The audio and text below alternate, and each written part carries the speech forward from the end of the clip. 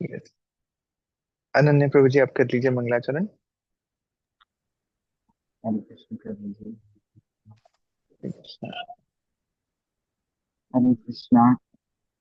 ओम हरे Krishna, yes प्रभु जी। अज्ञानतिमिरान्धस्य शलाकया चक्षुरुन्मिलितं येन तस्मै श्रीगुरुवे नमः। श्रीचैतन्यमनोभीष्टं स्थापितं येन भूतले स्वयं रूप कदामि मङ्गलापुरे स्वपदान्तिकम्। वन्देऽहं श्रीगुरु श्रीपद्मं श्रीगुरुं श्रीवैष्णवांश्च श्रीरूपं शारदातं श्रीरङ्गनाथान्वितं तं सजीवम् सावधूतं सावधूतं परिजनसहितं श्रीकृष्ण चैतन्य देवं श्रीराधा कृष्णपादान् श्रीगंधर्वदास शाखावतांश्च श्रीकृष्ण करुणासिंधु दीनबन्धु जगत्पते गोपेश गोपिकान्त श्रीराधाकान्त नमोस्तुते ललिता च शाखा च चित्रा चम्पकवल्लिका विद्यांगिरेखा च रंगदेवी सुदेविका सप्तकाञ्चन गौरांगी श्रीराधे वृंदावनेश्वरी कृष्णानं सुखी कांक्षापरितरिभ्यश्च कृपासिन्धुभैर्यश्च पतितानां पावनेभ्यो वैष्णवेभ्यो नमो नमः। श्री श्री कृष्ण चैतन्य प्रभु नित्यानंद श्री अद्वैत गदाधर श्रीवासादि गौरभक्तवृंद हरे कृष्ण कृष्ण कृष्ण हरे हरे हरे राम राम राम हरे हरे। नमो विष्णुपादाय कृष्णपृष्ठाय भूतले श्रीमते भक्तिवेदांत स्वामी नामिने नमस्ते सरस्वती देवी गौरवाणी प्रचारिणे निर्विशेषशून्याय पाश्चात्य देशकारिणे।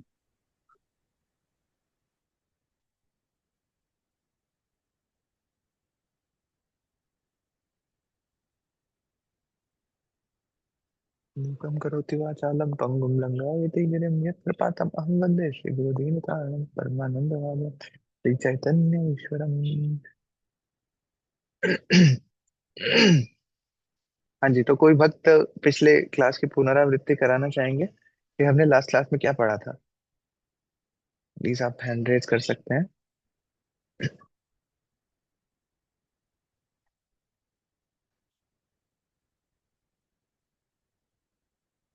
हरे कृष्णा। नमस्ता माता जी, आप बताना चाहेंगे?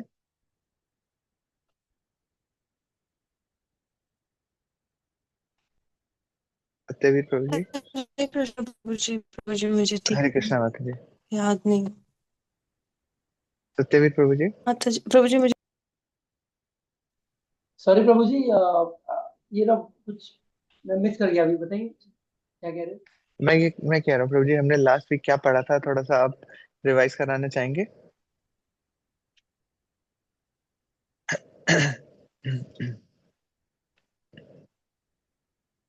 सॉरी प्रभु जी, मुझे ना मतलब पीडीएफ मांगा था ना, तो पीडीएफ मतलब मैंने किया यस नहीं यस। प्रभु जी, ऑनेस्टली। ओके। तो पीडीएफ शेयर कर देना ना प्लीज, जी जी प्रभु जी। मैं वो मार्किंग करके रखें। ट्विंकल माता जी, आप बताना चाहेंगे?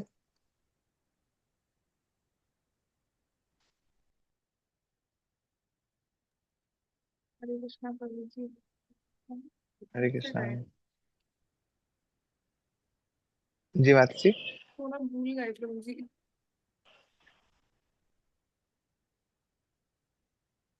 कोई बात नहीं, हमने यस, ऊपर माता जी एक बार वो श्लोका पे आ जाइए, भगवत गीता में जो श्लोक है।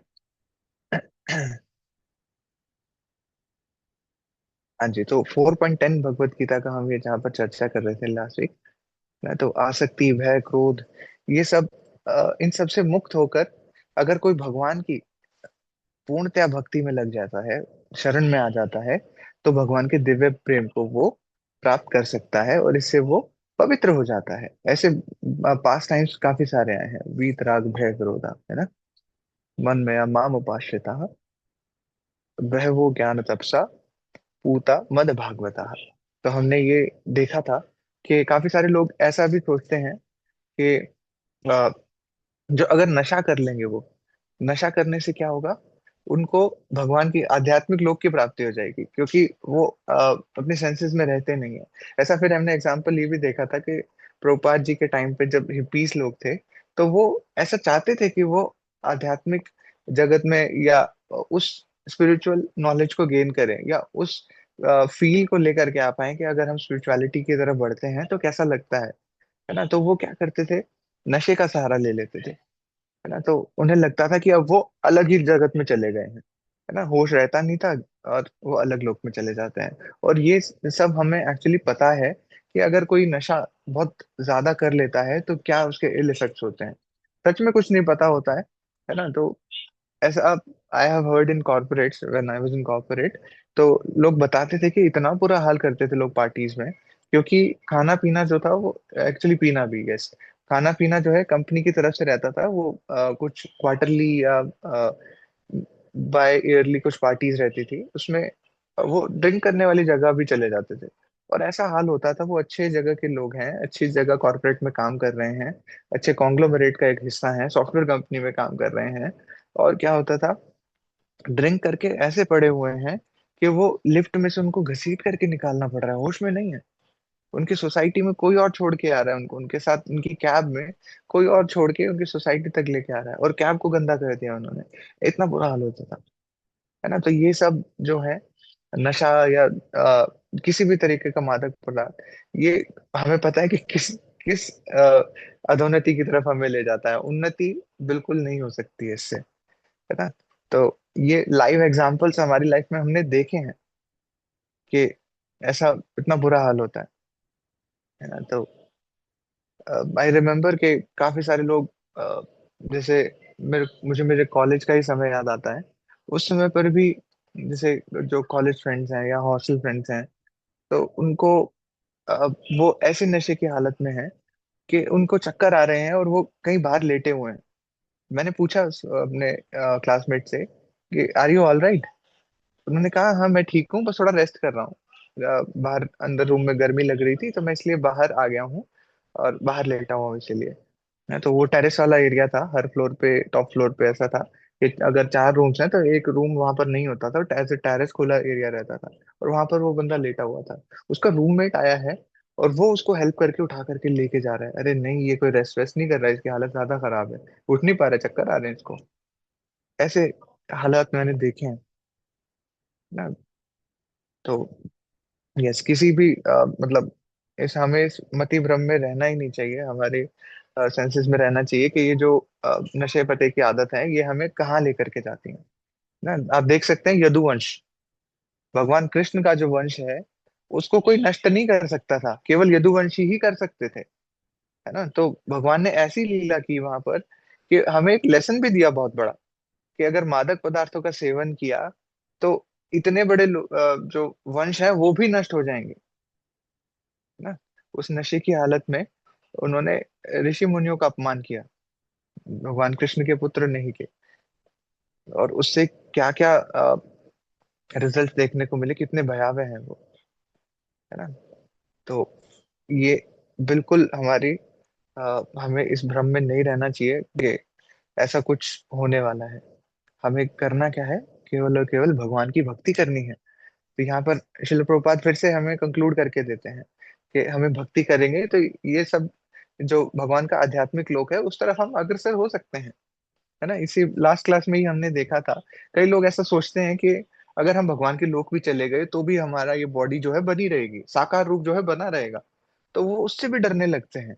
अरे ये साकार रूप जो अभी मैंने धारण किया हुआ है, मेरी बॉडी है, इसमें इतने दुख मुझे मिल रहे हैं, सगे संबंधियों से ऐसे दुख मिल रहे हैं, तो वहां पर भी अगर ये बॉडी फिर से बनी रही, वहां पर फिर से दुख मिले तो क्या होगा मेरा, है ना। तो इस साकार रूप से भी डरने लगते हैं वो,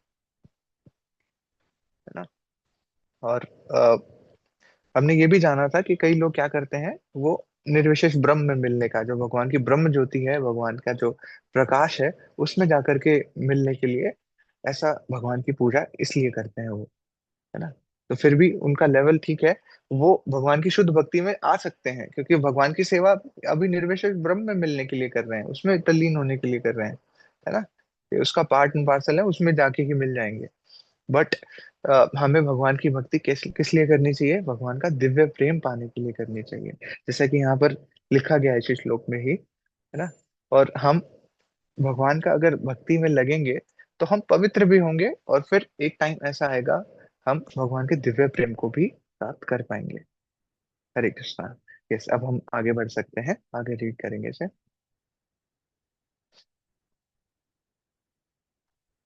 तो यहाँ पर भक्ति रसामृत सिंधु 1.4.15 16 यहाँ पर बताया गया है।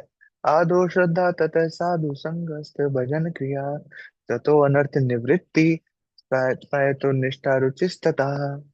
तो देखिए, साधु श्रद्धा के साथ हमें साधु संग में भजन क्रिया करनी है, तो क्या होगा? ततो अनर्थ निवृत्ति, अनर्थ निवृत्ति होगी, और निष्ठा के साथ हमें रुचि के साथ बस भक्ति में लगे ही रहना है। यस माता जी, नेक्स्ट पेज पे आ जाइए। अथ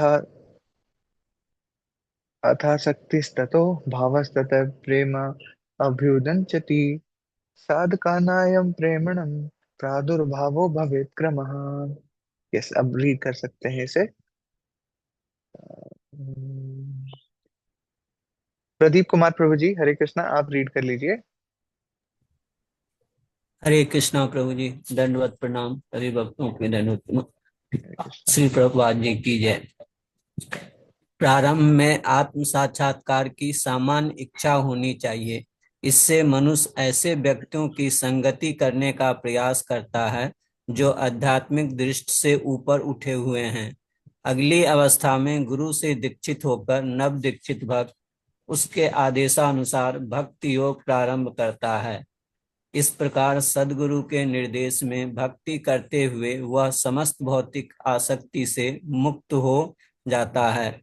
उसके आत्म साक्षात्कार में स्थिरता आती है और वह भगवान श्री कृष्ण के विषय में श्रवण करने के लिए रुचि विकसित करता है।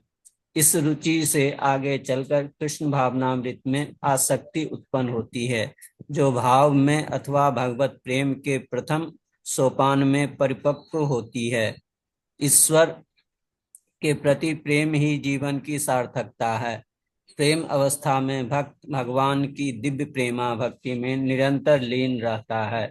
अतः भक्ति की मंद विधि से प्रमाणिक गुरु के निर्देश में सर्वोच्च अवस्था प्राप्त की जा सकती है और उस समस्त भौतिक आसक्ति, व्यक्तिगत आध्यात्मिक स्वरूप के भय तथा शून्यवाद से उत्पन्न हताशा से मुक्त हुआ जा सकता है।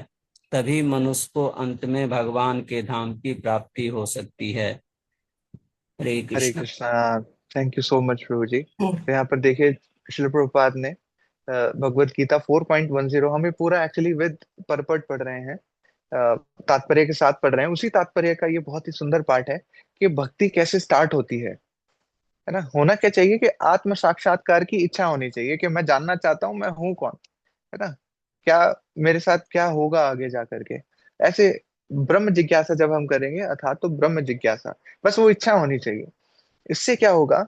इससे मनुष्य ऐसे लोगों की संगति करेगा जिनको ये उत्तर पता है ना। वो साधु संग करने का प्रयास करेगा जहां से उससे ये आंसर्स मिल सकते हैं, है ना। और जो कि आध्यात्मिक दृष्टि से ऑब्वियसली ऊपर उठे हुए हैं, उनको अध्यात्म का ज्ञान है, आत्मा परमात्मा क्या है उनका ज्ञान है उसको, है ना।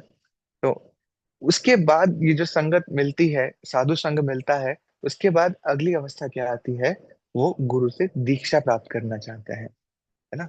दीक्षा जब प्राप्त हो जाती है, वो नव दीक्षित भक्त बनते हैं, और उनके भगवान गुरु जो कि भगवान के ही प्रतिनिधि हैं, उनके नियम के अनुसार या उनके आदेश के अनुसार भक्ति योग करना प्रारंभ करता है भक्त, है ना। तो देखिए, दीक्षा के बाद एक्चुअली भक्ति स्टार्ट होती है ना। Diksha is a process, it is initiation. कई बार भक्तों को ऐसा डाउट रह सकता है, जिनको ज्यादा नहीं पता होता है या जो नए जुड़े होते हैं, उन्हें ऐसा लगता है कि दीक्षा इज माय गोल, एक बार दीक्षा हो जाए बस मैं तो भगवत धाम पहुंच जाऊंगा। ऐसा बिल्कुल भी नहीं है ना। भक्ति एक्चुअली फॉर्मली जब स्टार्ट होती है, जब आप गुरु धारण कर लेते हैं, है ना, गुरु को एक्सेप्ट कर लेते हैं, उनसे दीक्षा प्राप्त कर लेते हैं, तो इनिशिएशन होती है भक्ति की, तब फॉर्मल भक्ति स्टार्ट होती है ना। यहाँ पर साफ साफ लिखा गया है, भक्ति योग तब प्रारंभ करता है वो भक्त जब गुरु के निर्देशन में भक्ति कार्य करता है ना। तो फिर उससे जैसे भक्ति स्टार्ट करेगा, जो भौतिक आसक्तियां हैं उनसे भी मुक्त होने लगता है फिर वो, और फिर आगे उसके आत्म साक्षात्कार में स्थिरता आती है कि हाँ, अब उनके डाउट्स जो हैं वो क्लियर होने लगते हैं, और वो भगवान कृष्ण के विषय में श्रवण करने के लिए और रुचि विकसित करता है कि अब श्रवण भी उनको अच्छा लगता है, भगवान का ग्लोरिफिकेशन अच्छा लगता है, खुद ग्लोरीफाई करे भगवान को वो भी अच्छा लगता है। तो ऐसे ऐसे अब रुचि विकसित होती है ना। अब ये जो रुचि उत्पन्न हुई है जो श्रवण कीर्तन के बारे में, श्रवण देखिए भक्ति का पहला अंग है ना। नवधा भक्ति जो हम सुनते हैं उसमें श्रवण पहला अंग है, और क्यों ना हो। अब देखिए गर्भ में कोई बच्चा रहता है तो उसकी भी सबसे पहली इंद्री जो स्टार्ट होती है, उसमें जो चेतना आती है वो श्रवण इंद्री है। इसलिए बताया जाता है कि आप जो भी बोल रहे होते हैं वो बच्चे तक पहुंच रहा होता है ना। तो इसीलिए माता को बोला भी जाता है जब आपने गर्भ धारण किया हुआ है तो आप भागवतम श्रीमद् भगवत गीता इन सब का पठन कीजिए, है ना। तो वो जो कोख में बच्चा है, माता के गर्भ में जो बच्चा है, उस तक वो चीजें पहुंचेंगी और वो श्रवण स्टार्ट होगा, और इनिशियल स्टेजेस में ही एक भक्त बन करके आगे उभरेगा वो, है ना? तो इसीलिए कहा जाता है कि श्रवण बहुत इंपॉर्टेंट है। और जब श्रवण के प्रति रुचि आ गई तो उससे आगे चलकर कृष्ण भावनामृत में आसक्ति उत्पन्न होती है कि हाँ, कृष्ण भावनामृत आंदोलन ही है जिससे वो आगे बढ़ सकते हैं, भगवत प्रेम प्राप्त कर सकते हैं, जो प्रेम भाव है उसको उत्पन्न कर सकते हैं, है ना। और फिर धीरे धीरे वो चीजें परिपक्व होने लगती है ना। तब एक भक्त एक्चुअली उभर करके आता है। ईश्वर के प्रति प्रेम ही जीवन की सार्थकता है। तो एक्चुअली हम यहाँ पर क्यों आए हैं कि हम भगवान का प्रेम प्राप्त कर सकें, है ना। हम डेली पढ़ते हैं, जो हम 10 नाम अपराध पढ़ते हैं सुबह, उसमें लास्ट में बताया भी जाता है ना, कि ये सब अपराधों से हमें बचना चाहिए। क्यों? ताकि हमें श्री कृष्ण के चरणों के प्रति प्रेम शीघ्र अति शीघ्र प्राप्त हो, जो कि मनुष्य जीवन का परम लक्ष्य है ना। यही हमारे जीवन की सार्थकता है। वो तू फोन में नहीं उठा रहा है, क्या बात है? अभी क्या क्या इतनी कच्ची पढ़ाई चल रही है, तो अभी इनके सबका सर्टिफिकेट अप्लाई हो जाएंगे। अगली बार से तेरे को लाइन में नहीं लगाना पड़ेगा, तो ऑनलाइन नहीं तो भागना पड़ता रह जाएगा। मनीष प्रभु जी, माइक बंद। ठीक है, थैंक यू प्रदीप। ओके, तो हम पढ़ रहे थे कि कैसे भक्ति में परिपक्व होता है, और भगवान का प्रेम प्राप्त करना ही हमारे जीवन की सार्थकता है, यही हमारा परम लक्ष्य है। प्रेम अवस्था में भगवान की दिव्य प्रेमा भक्ति में निरंतर लीन रहता है।